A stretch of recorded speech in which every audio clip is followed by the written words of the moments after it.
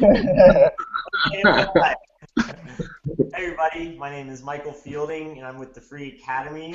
I'm currently in Houston at the Jenner House in the Jenner Gallery, actually, surrounded by some beautiful glass pieces and this painting and some more glass work by Eric Japan. And I guess that's it for me. I don't like laws very much. That's my catchphrase. All right, how about you? Where are you at? Wait, who's Me next? next. Oh, Okay. maybe all our things are different on the bottom. Yeah, I think they are. Anyways, I'm John Macon, and I'm out in New Zealand, actually Queenstown, New Zealand, and we have a visitor here from Austin, Texas. So yeah, Hey. trying to spread some international love and get people out of that, our ever beloved Texas paradigm. Cool. How about you, That's Jared? me. So I'm Jared Reyes. I'm coming to you live from Austin, Texas. And screw it, I'll go with the catchphrase. Mine is Apple is for lovers, and this is Apple. What up, Apple? All right, Steph, where are you at? I'm Steph. I'm in Houston with Rusty, and I'm in Montrose. If that's like another good like specifier. That's all I got. Cool. Tyler?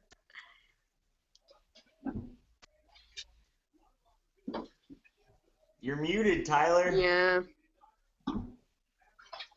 Sorry, how about now? You're good. good.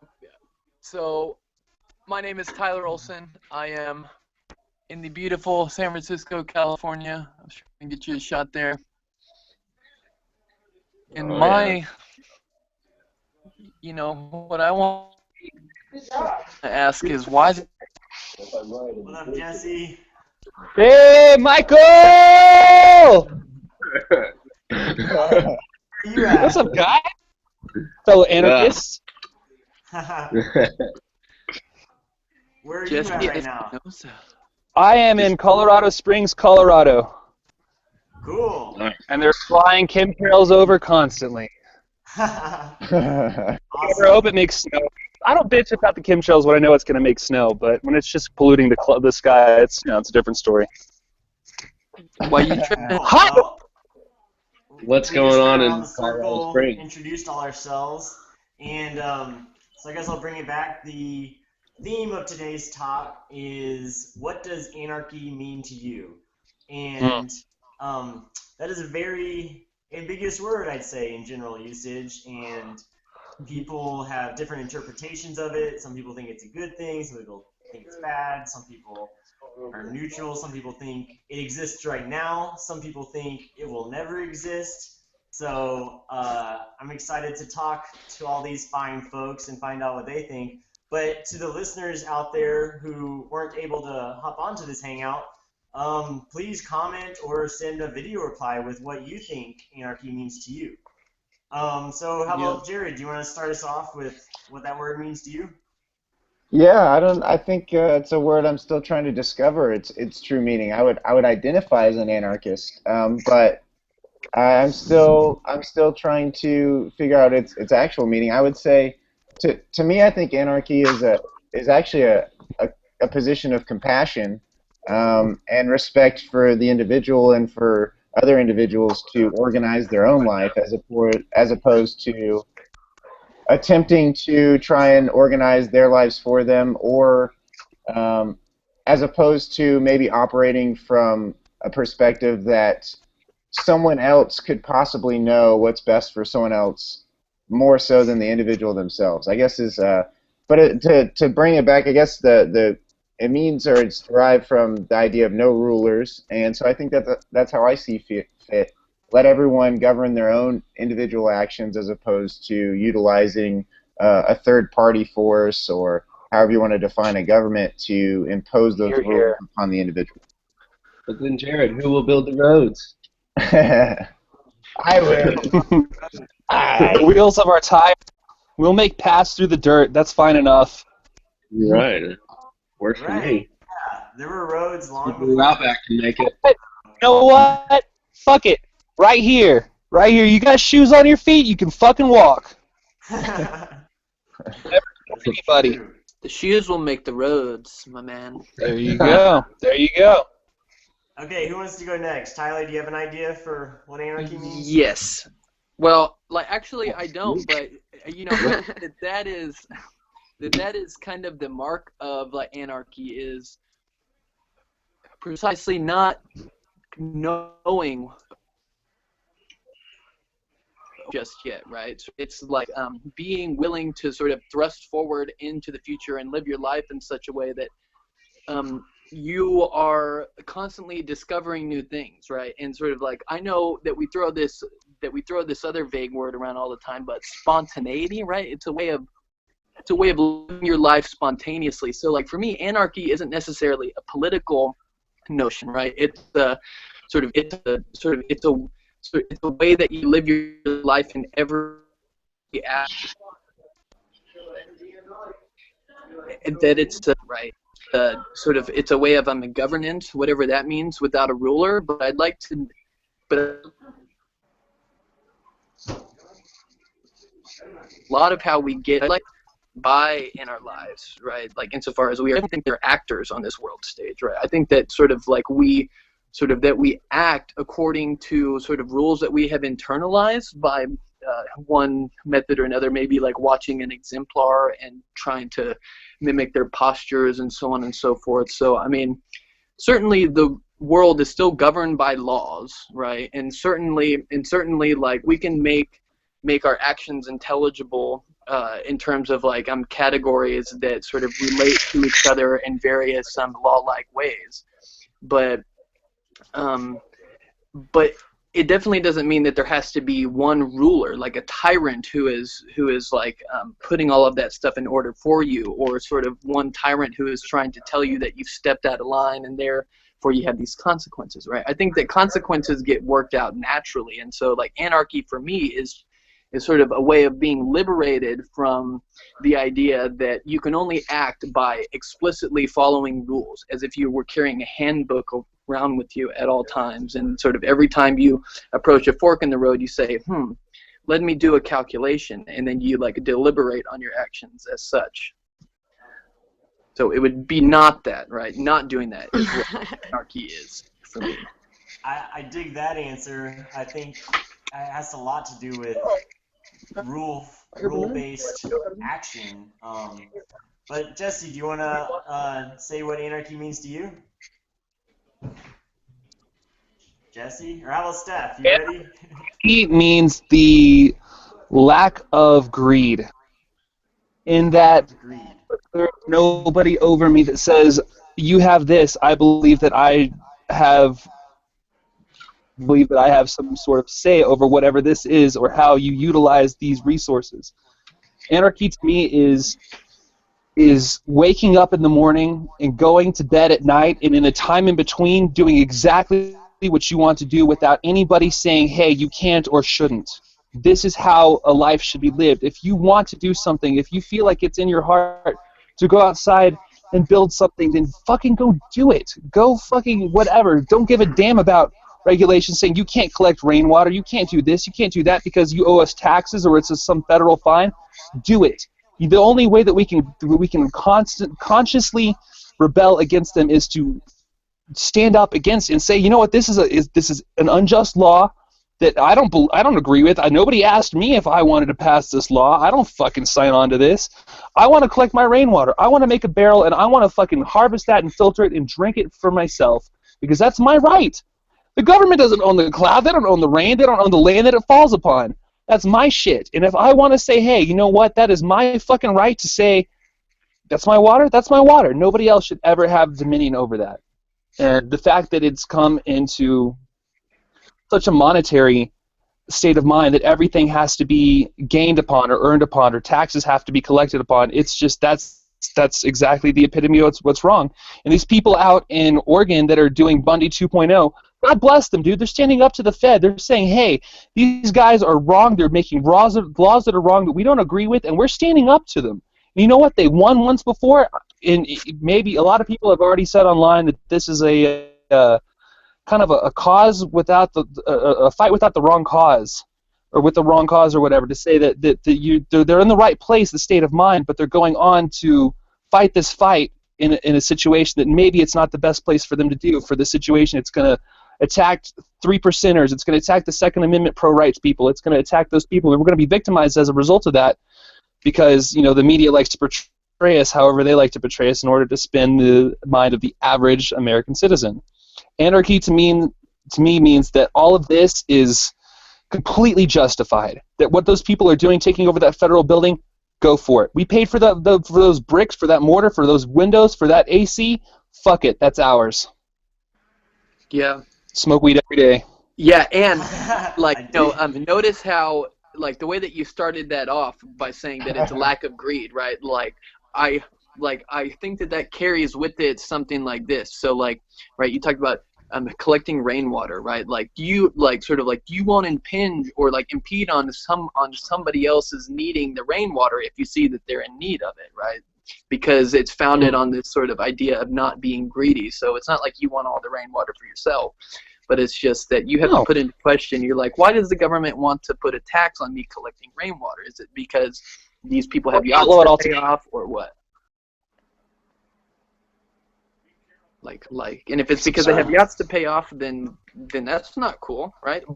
But if it's coming from an honest place where they genuinely think that it's going to protect other people because you collecting rainwater is going to sort of, I don't know, make this person suffer like internal bleeding and die a horrible suffering death, then maybe we'll consider not collecting their rainwater. But I mean, I would have to really check the sources on that. And mind you, this is all in a climate where the CEO of Nestle wants to capitalize on water production. Yeah. And sales and consumption. They want to make this, take it from a basic human right, which we've been guaranteed in the International Declaration of Human Rights in 1943. Whatever you subscribe to UN, that's your own thing. But the thing is, water is one of those things that is guaranteed to us, and it is. I mean, it might be on a piece of paper. I know, Michael. I know. But the thing is, it's still. It's common sense. If you are a human on this earth, you require water, you require food, you require shelter, and you require oxygen. It's the things that you need. And to say that somebody is allowed to charge a price for every person to consume water just to maintain survival. Oh no. Where's my gun? I need to clean it. Somebody needs to catch a bullet for this shit. That's the thing. These people in Oregon, they're fucking taking a stand. They're standing up. They're making a stand. And I wish to God I had not sold my AR-15. I wish I was with them right now. I wish I was risking my life for this, because I believe in it. This country is by the wayside due to laws and everything else that's happened in the past 50 fucking 100 years since Woodrow Wilson signed the fucking Federal Reserve into being. Fuck it. It's up to us to take it back, and nobody else is going to do it for us. No other foreign country is going to invade us. It's up to us to arm ourselves and take back what deserves to be ours. If y'all don't mind, I'll hop in next and say what anarchy means to me. And then you get to Steph and Sean. But I actually come at it from a little bit of a different angle, I think, than Jesse. I think I agree with a lot of the conclusions, but I'm not a believer in rights personally, and I don't believe in needs either. I don't think you actually need water. You just want water because you want to keep living. You don't have to. You just want to. True. And I think that it's kind of a maybe just a semantic thing, but I do think there's something to that, because it helps you focus on exactly, as an individual, what can you accomplish, and whether or not you can tell somebody else that I need water, that, whether they believe you or not, it's just not going to change them. But if you can say, I want water, and here are the steps I'm going to take to get water, like collecting rainwater, and, say, defending your property so that the government can't come, shut down your barrels and stuff. I don't know. I think it's useful mainly for my peace of mind, more than maybe as a useful term, but just because, like I said, it helps me focus on what I can do, and I think anarchy is about taking that personal responsibility and not blaming others for the problems, that they're causing, but instead realizing, regardless of what the government's doing, or the government is an illusion to begin with. I think there are only government employees, but regardless of what they do, I can go out in the forest and I can live free. I can avoid all law enforcement. Like, I can take that on myself and make it happen. And I have done it both on the boat and out in the woods in Houston and Austin. And Boat. not completely. I still paid sales tax here and there and stuff like that, but it's pushing in the direction that I wanted to move, and it was deeply rewarding for me for sure. But okay, how about I'll pass it off. Sean, you want to go next, or Steph? Sean, Steph, you how can about go. you? All right, I'll Okay. go. So I like to answer anarchy with a rule, because I just think it's like counterintuitive and funny, and that is just like, don't enforce your will onto another person. And I think that would like answer a lot of the world's problems, is if we just didn't try to make another person do something they wouldn't do, if we kept their like participation in literally anything like unconditionally voluntary, meaning just like you don't place these like stipulations on it, you just like allow them to like operate in their free will. And if I want something and if I need something, that's up to me to like wheel and deal and barter, or just like assert myself and like take care of it myself. But like, that's like up to me if I like want and need something. And if it's handed to me, then I'll take it. That's like the Amish way. But like, I'm not gonna like force somebody to want the same thing that I want. I'm not gonna force somebody to need the same thing that I need.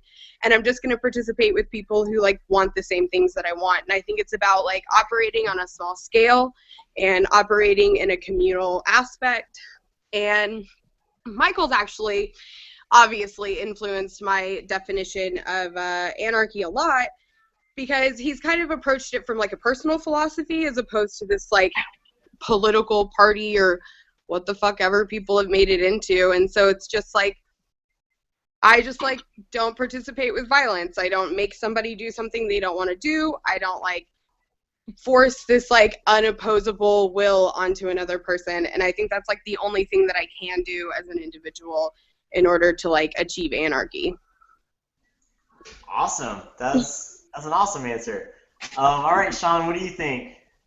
Oh man, I'm on the stage. So I think it's like anarchy for me, or like an anarchical society, I guess, is something that's a society based on spontaneous and results in a highly efficient effort, where we don't have groups of humans who are, like y'all are saying, trying to coordinate the actions of others because they assume that they can predict what's best for 3 billion, or currently 6 billion and counting people, and all of their tons of micro actions that are going on nonstop every day.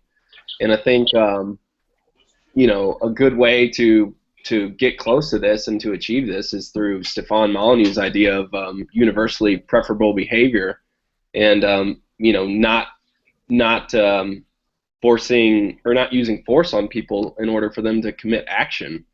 And I think the result of this all too is like I say, like something very highly efficient and very spontaneous and very creative group of people, because I know, like, just through pursuing these goals amongst our small group here, we can see, and you can see just in our speech, like how much these ideas have changed our lives, like to a profound degree, especially with, I think the majority of us here going through government schooling and probably religious raisings and things like that. It's like we went from thinking that, well, I can't speak for y'all, but I know I went from thinking that my life was going to be, go to college, find a wife, get a dog, get a kid, and, find a job, and that's life. And, like, my life is infinitely richer since then. I've done things that I never could have imagined I would have done, and I feel like I'm only touching the tip of the iceberg, too. So, yeah. But it's, how can you encompass what is anarchy in a matter of, I'm doing my best. Right. That's That's what I got, Yeah. I guess. You could say, The oh, it's decentralized socialism or something, or right, like, we can just keep pointing to all of these sort of like little catchphrases that's supposed to sum it up. But I mean, like, really, we don't, we're just trying to figure it out. That's why these conversations take place. Right. I would say the reason I brought this up as a topic of discussion is because I think, or my perception of most other people's perception in the U.S. of anarchy. So double perception. You see that? Maybe not the best way to describe it, but it seems to me. I don't want to state it as fact, but it seems to me that most people maybe in most developed nations, maybe in all developed nations, I don't know, but most people seem to have a perception of anarchy that's been relatively consistent when I've asked them, and it usually involves chaos or bloodshed. Even it's a very violent connotation that anarchy has with the people I've talked to, and I really wanted to have this discussion because I was hoping that if we all shed light on maybe some of the ideas behind anarchy to us, not that we don't have concrete ideas. I think we're all crafting it on the fly and over time, but if we could just shed light on those, maybe at least we could open up the box to some people so that this word isn't so violently oriented. Because I think, in fact, most of the people I know that have turned to anarchy or are curious by anarchy, it's actually a distaste for the violence they've seen put on by the state and other people that leads them to be interested in this idea. So I want to flip it, and I hope to shed light on the fact that it's actually usually out of a distaste for violence, in my experience, that people have been interested and have turned to anarchy as at least something to entertain. Yeah, right. And I think that sort of like most of those. Yeah, hang on. Like, I'll just say one thing really quick. And I think that most of those ideas of anarchy come from a place where people conflate like egoism with anarchy. But I think to sort of like elaborate on the way Steph was putting it, I think that a lot of this could sort of become more plausible if sort of we're talking about like groups of people that can reduce their desires, right? And sort of, maybe Michael doesn't want to say that we like reduce it to just what we need because, I still think that things that we want are very necessary. But I think that sort of, arbitrary thing. yeah, right. And like whatever it is, I think that it requires that the people involved have to sort of reduce their desires to like a pretty reasonable minimum, right? And if we can at least take responsibility for them, don't try to inflict those desires on somebody else. Allow your desires to be as great as they want, but don't make somebody else like sacrifice their own for like what you're trying to achieve, Make them as transparent as well. Yeah. See, I look at this and Sorry, go ahead. One of the parts of it that really appeals to me actually is and I think we've all hit on it a little bit, the spontaneous order that can emerge when you allow people to make millions of microtransactions between themselves, but without any hindrance. Bottom-up emergence, as Jared is telling me to say. But it's this idea that if you don't regulate things, people will regulate it themselves through their daily interactions. So I meant top-down regulation at the start there. So Basically if you another don't free tell market. people like something is illegal, but if they don't find it useful or if they don't find it, say, beautiful or ethical, they will tend to not spend their money at those places. And then that company will feel the regulation of the market rather than the regulation of, say, a few people in a room who are elected representatives, but who can easily be bought through lobbyists or, hammer backdoor deals. And that kind of speaks to Sean's transparency too, I think, where if you just let everybody do the transactions they want to do, then the money will naturally flow to the most needed / wanted services, and those will grow, they'll become more efficient with time, and then everyone's better off.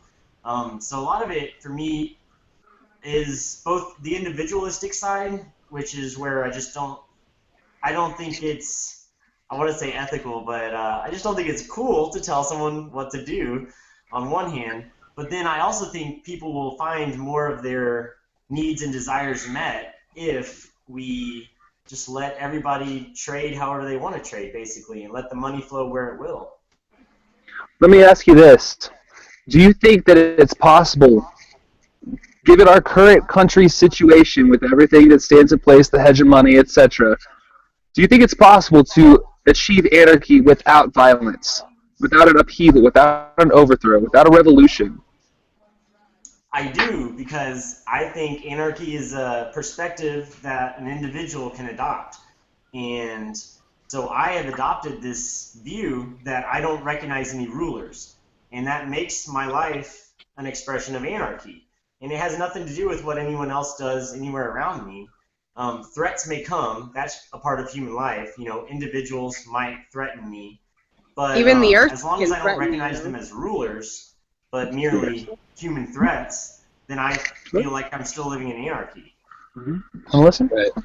And also, really, all we have to do is do better than a gigantic war machine who exploits over 5 billion people year in and year out. So even if there is a little violence, because we're humans and came from monkeys, so therefore, we're violent inherently, I think, probably a better solution than what we have in place at the moment. And actually, Sean, I think that us and monkeys come from a common ancestor. We didn't come from monkeys. As soon as I let It's it not out, the rhesus? No, we get our RH negative, RH positive from the rhesus, though. Yeah, I would like to second to some extent Michael's position that anarchy is an individual's perspective on reality, and that we don't need the U.S. government to dissolve or any government or anything like that to happen in order for anarchy to exist. Anarchy is something that exists within the individual, within our mindset, within whether or not we allow someone else to dictate our own actions, or whether we take that control for ourselves. And so I don't think anything has to happen. I think anarchy already exists. In fact, I think it exists most of the time. And the only time it doesn't exist for many of us is when there's a cop car in eyesight. And then all of a sudden we kind of postpone anarchy until it drives away, and then we go right back to anarchy. Yeah, dude, and that's actually really interesting because, I've been thinking a lot about this really hard lately, just because I was telling you, I've been reading a lot of Alan Watts and, on, Buddhism and Taoism and stuff, just because I've been, by myself. But anyways, I've been thinking that it seems like anarchy is the basic state of nature, right? And it's like all of this other, these other models of governance are contrivances, right? That sort of we stack on top of this basic state of like the anarchical flow of just the whole world, right? So it seems like what you're saying, there's a truth in what you're saying, right? And I think that that's a very funny and a very good example to bring up, that it's like once a cop car comes around, or once voting day comes around, right? It's like we forget that we already live in a state of anarchy, and that it for the most part works out pretty well. Now I'm sure that someone would want to object who's very pro government, and they would say something, they're like, well, it seems like most of your life can go along and get along just fine because you have these sort of centralized governments in place that are allowing you to have a car and allowing you to have a Walgreens and so on and so forth. And okay, the point is taken, but if you can look past that and just see that really at the end of the day, all of that stuff is kind of functioning off of its own momentum, which isn't working because you have some sort of president's hand in there at every moment. I think that it's still there's still something to the idea that maybe anarchy is the basic state of nature, and that everything else is just a contrivance, and that we drift from it. Yeah, I think even if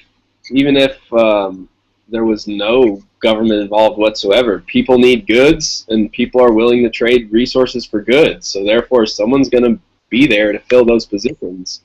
There's no requirement for a middleman or someone to rest on top of the back of either the people supplying the goods or the people buying the goods. Like it's just adding, it's conflating like a simple exercise and making it much more bloated than it should be, it seems. Hey, so that makes me think of a good question, maybe to go from here, is what is a government?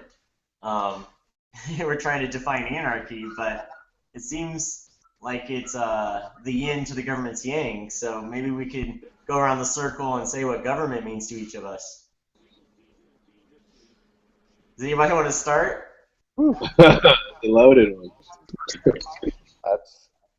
That's a Sorry, great Jesse, question. can you go again? Actually. I can't hear you. What happened? Oh, the tax man. Ah, I think that's right to the core. Yeah, that's interesting. I guess because that would be with the basis that that the taxation is the only truly is involuntary part of the whole process. If you cut out the taxation, what's left? Is that basically the point to that being how you define a government?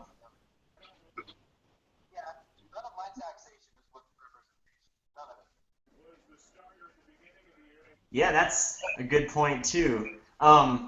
I think there is another part besides the tax, though, because theoretically the government could print just as much money as it uses every year, and then they could spend it into the economy, and they could fund all the things they want to fund, but they wouldn't have to tax anybody. So, but I think I would still call a situation like that a government, even though they're not taxing. Um, so I think another crucial part is the legal tender laws that is actually forcing people to use the government's money rather than any other form of currency. Live. Right, the Yes. Federal Reserve notes. Michael. Sean. Okay. Sorry, Jesse, it sounded like it was cutting out with you. I heard you, but other people were saying they didn't. Give But it a go. The money belongs to the Federal Reserve and not our government. yeah, I agree. Can you guys Not hear our him? people. Everybody else? You can hear you. Entity. It needs to rapidly and effectively be dissolved. I agree with that. We can Sean, start on. does anybody else want to say what they think government means? Yeah, I think it's a bunch of individuals, like you're saying, just government employees that are individuals who have grouped together, who have a similar goal in mind, and I think these individuals come from a probably very traumatic childhood that makes them think that, they probably spent their childhood regulated really hard and experienced a lot of Stockholm syndrome and never really broke out, and so therefore they think that regulation is necessary for the people who feel really relaxed underneath them, the new children coming up. And I think, How much of the government is comprised of Stockholm syndrome? right, and I think, Could you say what Stockholm Syndrome is for those of us who don't know? When you've been held captive so long, you begin to sympathize with your captors. exactly. Nailed it. And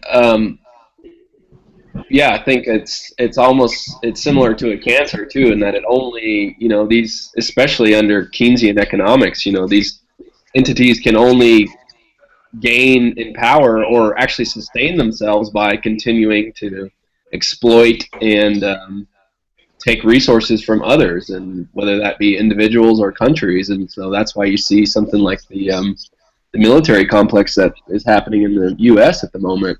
It's really the only way out when you set yourself up in this particular paradigm of living. So.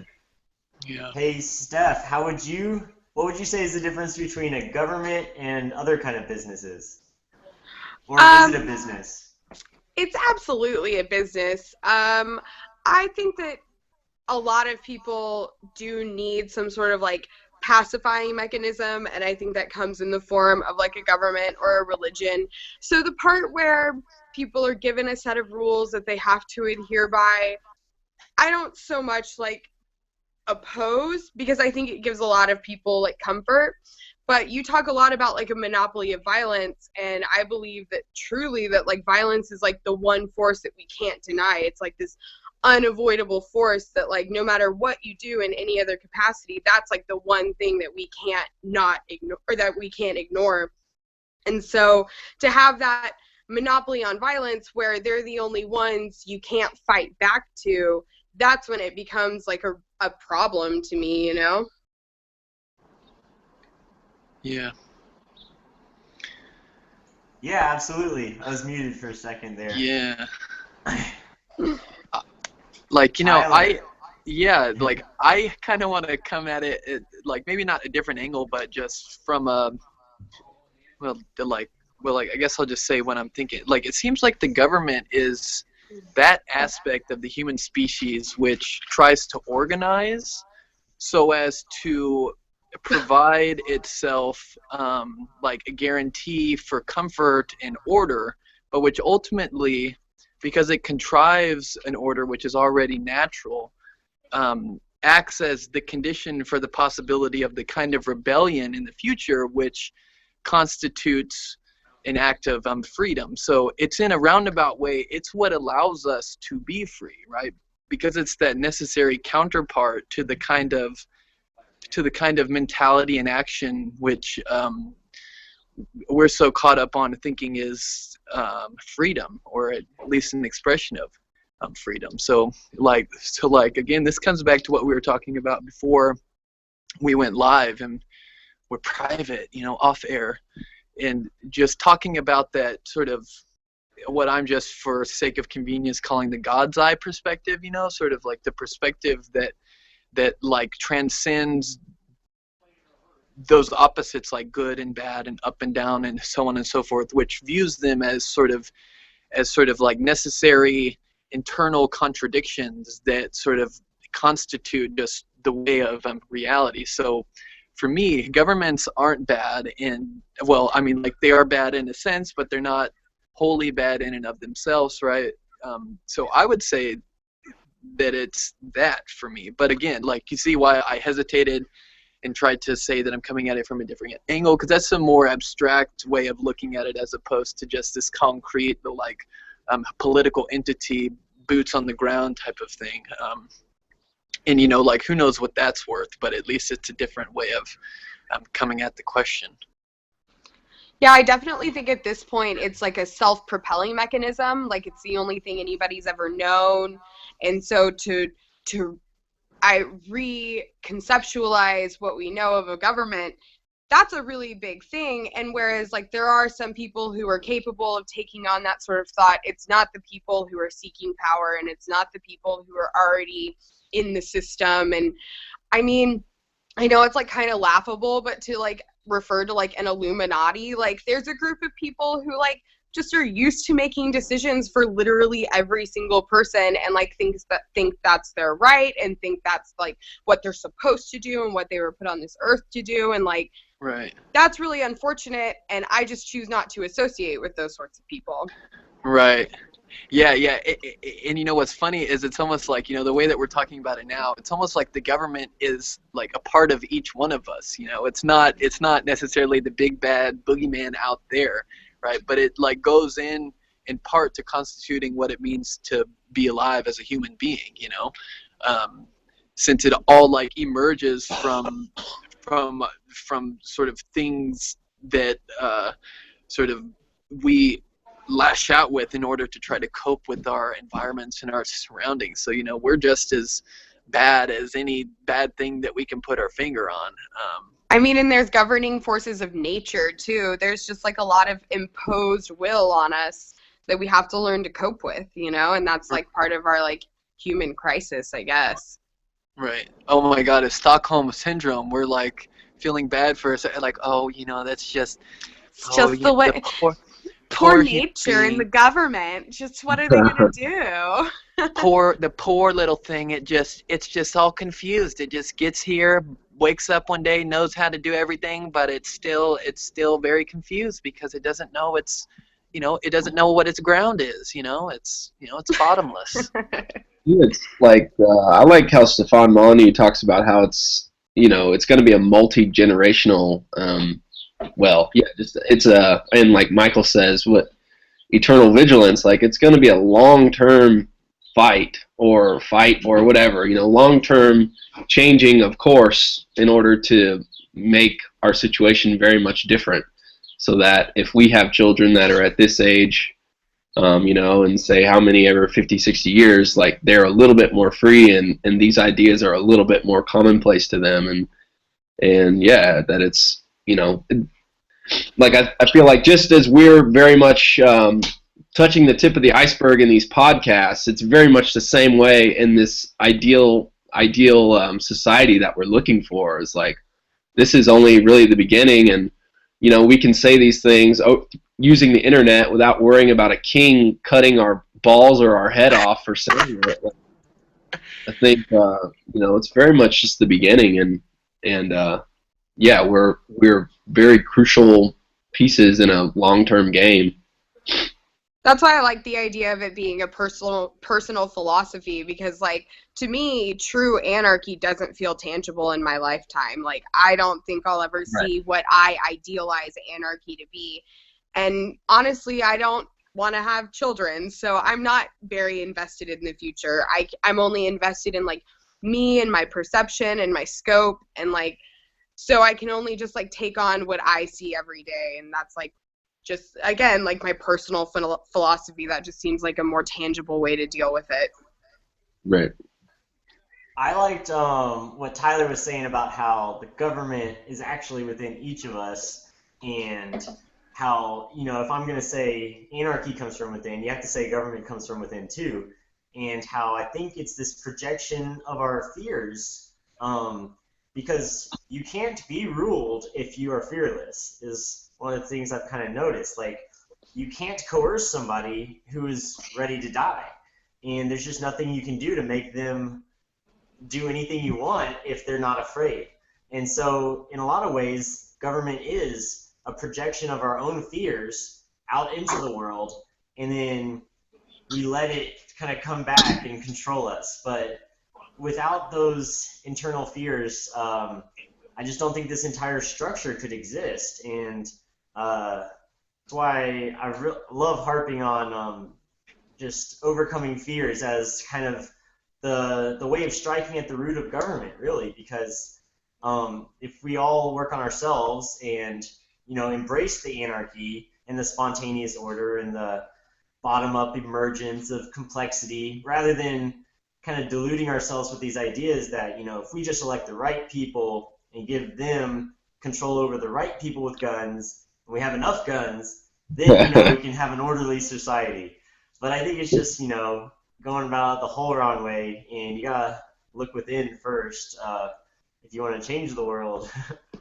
Yeah, well, I think it's an interesting. I think it's this false dichotomy that government creates order, therefore without government there is no order.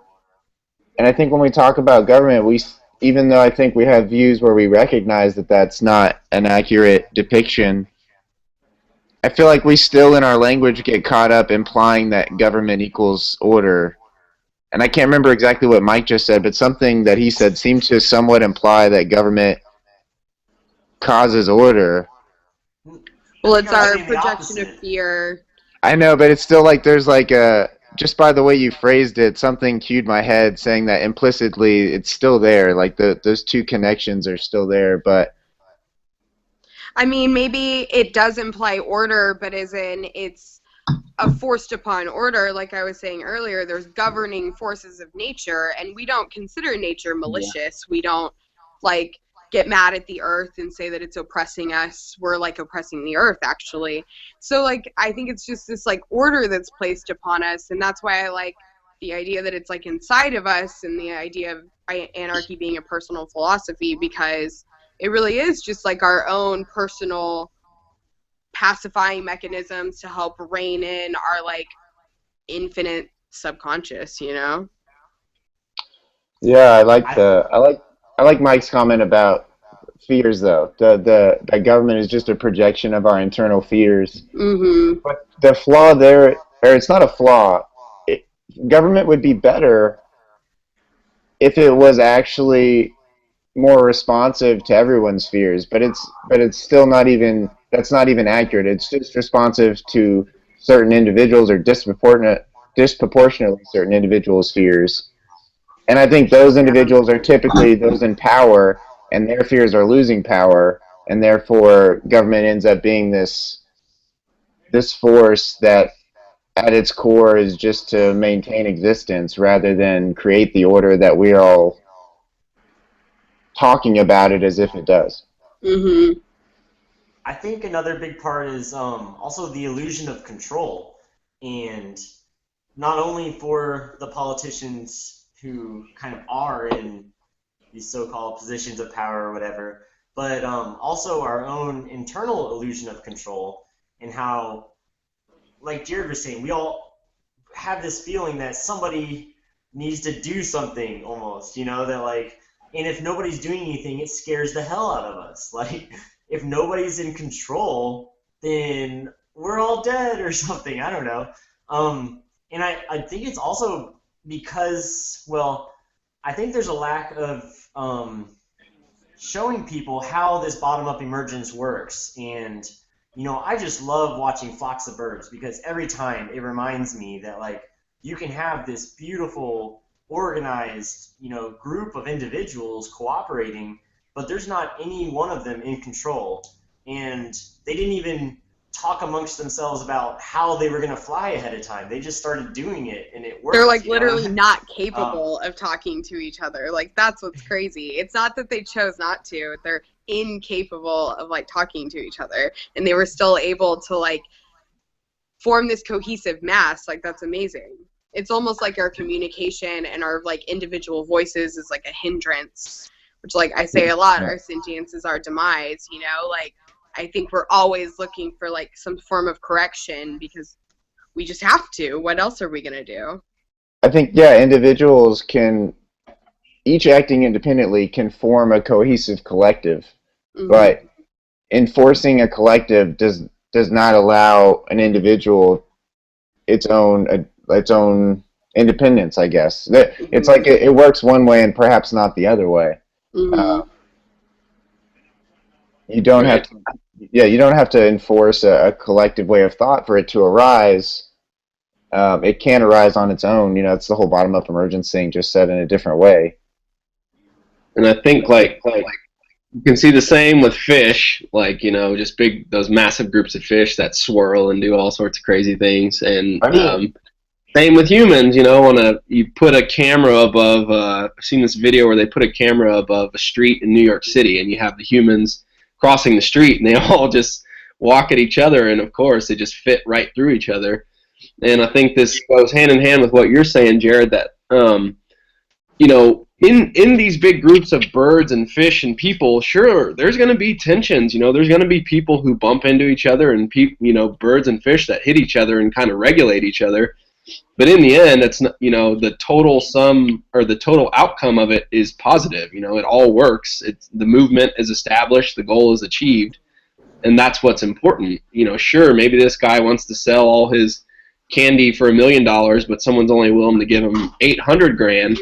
But whatever. Maybe you didn't get exactly what you wanted, but the sum total thing is like there was no violence involved, and everyone worked, and that person got a product, and this person got resources for their product. So that's some dope ass candy. But that's the most sour candy on the planet. You don't know how much that's worth. A lot of lemon trees. Yeah, no, it goes back to I lost it. That thought is just lost in the ether of the universe. It's gone. Well, my question now is, does anybody know what time it is? My phone won't let me look at the clock. What's late? 6 p.m. Central Time. 6 p.m. Central Time. Okay, perfect. 1 p.m. Monday. Dude.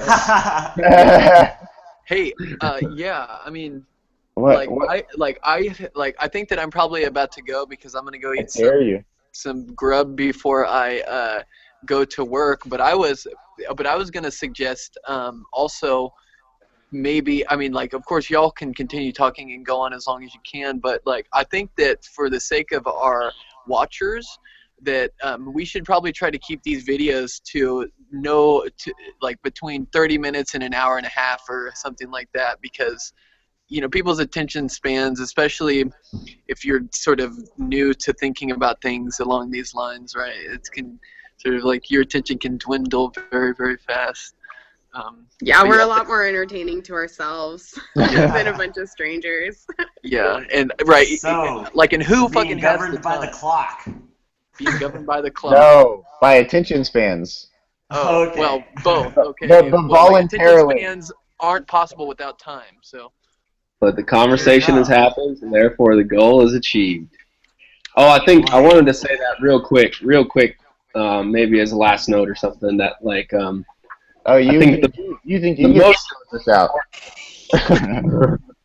the most important piece of this anarchy, and and just us being able to have these conversations, the fact that there is a space like this for us, and that we choose to seek this out, where we can have these conversations about, talking about what's happening and where we want things to go.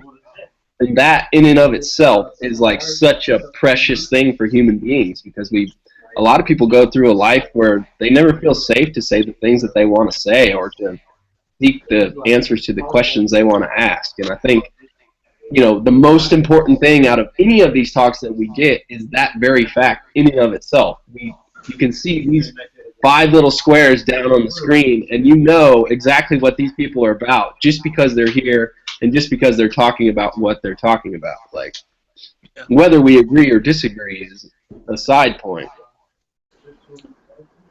Because I'm right and you're all wrong, of course. All right, well, let's close it out with that. I think that was a great ending. Cool. And thanks all you guys for participating. If viewers want to check out more Free Academy videos, they're all available on freeacad.com. And we'll be scheduling lots more of these hangouts. They're a lot of fun. They're easy. And like these guys are expressing, everyone's interested in what everybody else has to say. And it's a cool little spontaneously forming community. So get involved if you want. It's all free. So until next time, peace, love, and anarchy. Peace, love, and anarchy in the See See y'all.